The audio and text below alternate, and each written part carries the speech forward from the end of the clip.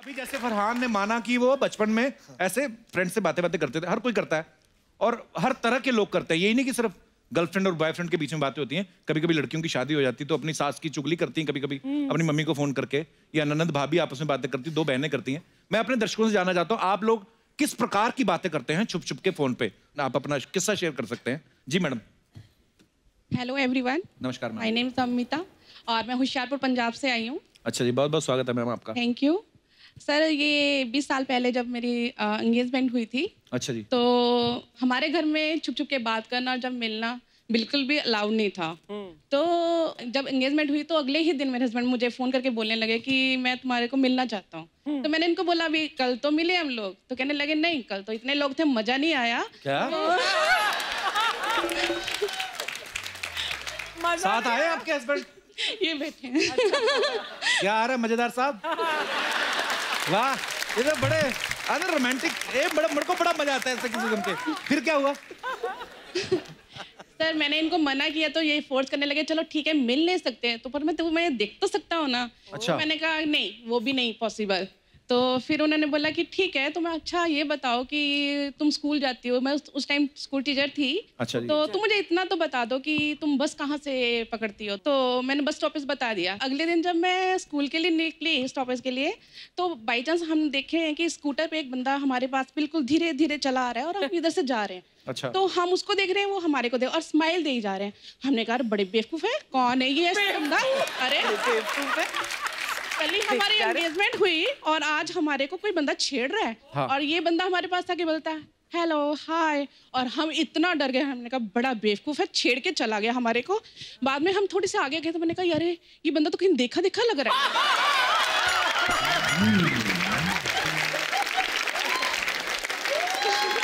बाद में रियलाइज हुआ रही ये तो वही है जिसके साथ हमारी कल एंगेजमेंट हुई थी। अरे आप रोमांटिक किससे याद दिला रही थी? तो उस समय भाई साहब ने इतने रोमांटिक चीजें की। अब मैं देख रहा था इनके रिएक्शन में ऐसे बैठे हुए कि हाँ उस वक्त हुई थी ये चीजें। Thank you for sharing, thank you so much. और कोई हमारे दोस्त जो, जी भाई साहब। मेरा नाम मोहम्मद तौसीर रजा, मैं उत्तर प्रदेश से हूँ। जी बहुत बहुत स्वागत है आपका। मेरी प्रॉब्लम ये है कि मैं एक लड़की से बहुत प्यार करता था। और प्रॉब्लम तो लड़की की हुई ना फिर। अच्छा तो फिर अच्छा जी, चुप चुप के बातें करता था। हाँ। तो मैं एक बार रजाई ओढ़ के बात कर रहा था। हाँ। रजाई तो में अकेले थे आप? अकेले में, अच्छा। रजाई में फोन पे बात कर रहे थे? हाँ अकेले बार फोन तक बात कर रहा था। तो एक बार मैं कह रहा था उससे कि मैं मर जाऊंगा, आपसे शादी करूंगा। ये बात मेरे पापा ने सुन ली। अच्छा। तो मुझे घर से निकाल दिया, मुझे बहुत मारा। मैं मुंबई आ गया। वहाँ पे रिक्शा चला रहा हूँ। मैं शादी उसी लड़की से करूँगा चाहे मुझे मजदूरी भी करना पड़े। तो ये बात कितनी पुरानी जो आपने सुनाई? 3 साल हो गए। 3 साल हो गए। तो उस लड़की से इन टच हैं अभी भी आप? हाँ बात होती है अभी। अच्छा बात होती है। तो पापा ने उसी वक्त रजाई से निकाल दिया? तो आपने बोला नहीं पापा बड़ी मुश्किल से रजाई गर्म की, थोड़ी देर सोने दो। और सर आप कह दीजिए, शायद सुन के आपका कपिल शो देख के शायद वो कह दें कि शादी आपकी से। मैं कहूँ मेरी इतनी चलती तो हमारे देश की लड़कियां बाहर शादी क्यों करती? ऐसे बात कर रहा हूँ। कह तो दो। हाँ जी मैडम, अगर आप भी इनसे प्यार करती तो अपना अपना देख लेना, मेरा कोई लेना देना नहीं बीच में। अगर आपका प्यार सच्चा है तो जरूर मिलेगी। Thank you sir, thank you sir. शुक्रिया तौफीक साहब, धन्यवाद। और कोई हमारे दोस्त? जी madam. Hello sir. Hello ma'am, मैं सूरत से आई हूँ, मधु अग्रवाल। सर जब मेरी मैरिज हुई थी उस समय मेरे पास मोबाइल फ़ोन नहीं था। अच्छा हम लोग वेट करते थे कि कब रात हो और हम लैंडलाइन फ़ोन पे बात करें एक दूसरे अच्छा से। और मुझे बहुत क्रेज़ था कि मेरे हस्बैंड कुछ रोमांटिक बातें करेंगे मुझसे, लेकिन जब हम लोग की बातें होती तो या तो वो सो जाते थे फ़ोन पकड़े पकड़े। अच्छा। और या फिर ऐसा होता था कि कुछ मुझे संस्कारी बातें बता के कि जैसे दादी जी के पैर छूना, घर में जब आओगी तो पूजा की तैयारी करना, और इस तरह की बातों में ही सारा टाइम निकल जाता था। मैं ये सोचती रहती थी कब कुछ रोमांटिक बातें होंगी। अब शादी के बाद हुई? अब कोई क्रेज नहीं है मैम।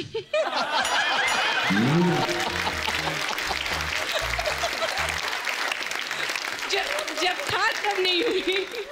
पर भाई साहब ये साथ में आपके हस्बैंड, पर ये सुन के बड़ा अच्छा लगा कि ये आप, सर ऐसा क्यों आपका रोमांटिक बात करने को दिल नहीं किया उस समय? सर मैंने शादी के बाद के लिए रखा था वो सब चीजें। इनका क्लोजअप लिया जाए, हे पुरुष। ऐसे ऐसे महान लोग मुझे देखने को मिलते हैं, क्या बात है सर, वाह, धन्यवाद जी, शुक्रिया अपना किस्सा शेयर करने के लिए। अभी मैं इसका क्या करूं, इसमें पैर रख के कर लूं? ऐसे कर लेता हूं सर, रिलैक्स है तो। और सुनाइए। That's really funny, but ऐसे रखो। So what is your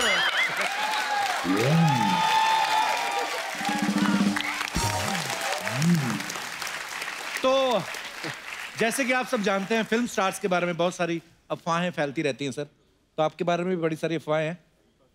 तो हम क्या करते हैं ना सर, हम ऐसा मानते नहीं है, हम सामने से पूछते हैं गेस्ट से। तो एक एक करके मैं आपसे पूछना चाहता हूँ।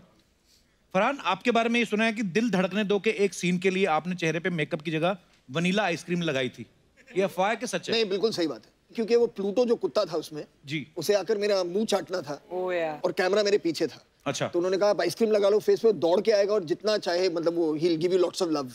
तो मैंने बहुत सारे वनीला आइसक्रीम अपने चेहरे पे लगाया। मुझे याद है। हाँ, और फिर प्लूटो ने काफी फेशियल दिया था। काफी फायदा उठाया।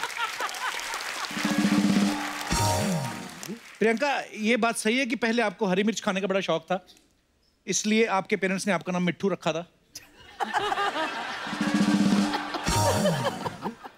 हाँ, मेरी बुआ ने मेरा नाम मिट्ठू रखा था। मैं मिमिक्री बहुत करती थी जब 1-2 साल की थी। तो एक बार हम अंबाला में हमारे घर पे थे, तो हमारे घर पे कोई आए, तो हाउ डू आई से दिस, अच्छा गैस आ गई, उनकी गैस आ गई, उनकी गैस आ गई, तो मैंने भी किया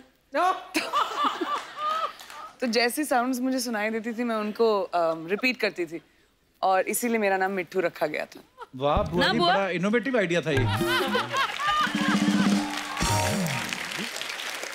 एक्चुअली कभी आपको तो ज्यादा एक्सपीरियंस होगा, जब आप अमेरिका की फ्लाइट लेती हैं तो यहाँ से दुबई तक सब ठीक रहता है, दुबई से अमेरिका तक फिर आपको पता चलेगा नेशनल इंटीग्रेशन का, गुजराती कहाँ कहाँ बैठे, वहां से थेपला आता है, पंजाबी जो होते हैं, पराठों की स्मेल।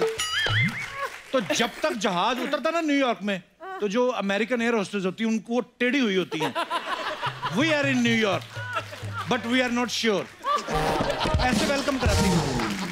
पर ये व्हाट ए प्लेजेंट चेयर, ये पहले करना चाहिए था मैं। हाँ, आप काफी अग्निपथ स्टाइल में बैठ गए हैं। हाँ, एकदम ऐसे। Correct. Oh, Agneepath, she was like, you know, absolutely.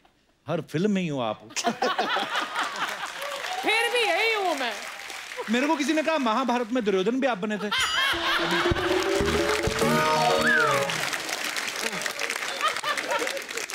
Farhan, एक अफवाह ये है कि सेनोरिटा गाना जब आप रिकॉर्डिंग कर रहे थे, अभय देओल की सिंगिंग से आप इतने ज्यादा इंप्रेस हुए कि आपने उन्हें अपनी अगली फिल्म के सारे गाने का ऑफर दे दिया था। नहीं, ये तो अफवाह है क्योंकि उसकी आवाज इतनी यूनिक थी उस गाने में, मैं नहीं चाहता था और एक्सपोज हो उसके बाद।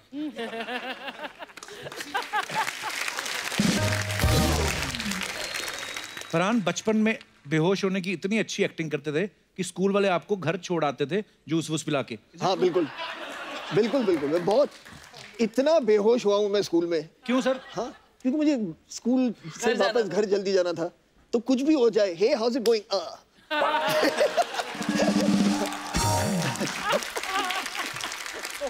एक और है, आप बचपन में आप बाथरूम की जगह मम्मी के बेड पे भी नहा लेते थे, हैं? ये मेरे लिए आपके बारे में है? अच्छा, हाँ, ये सही बात है, क्योंकि हाँ, आई डिड।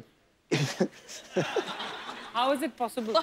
क्योंकि जोया जो थी मेरी बहन जी, वो हमेशा जाके जो मेरी मम्मी है उनके कमरे में वो नहाती थी। अच्छा। और मैं बच्चों का कमरा था, मैं उसमें नहाता था, तो हमेशा के मुझसे कहती थी कि I had a bath in mom's room, I had a bath in mom's room। मुझे बहुत जलन होती थी कि यार वो मम्मी के कमरे में नहा रही है और मुझे कभी परमिशन नहीं मिलता है। अच्छा। तो एक दिन मैंने मम्मी से पूछा कि mom can I have a bath in your room?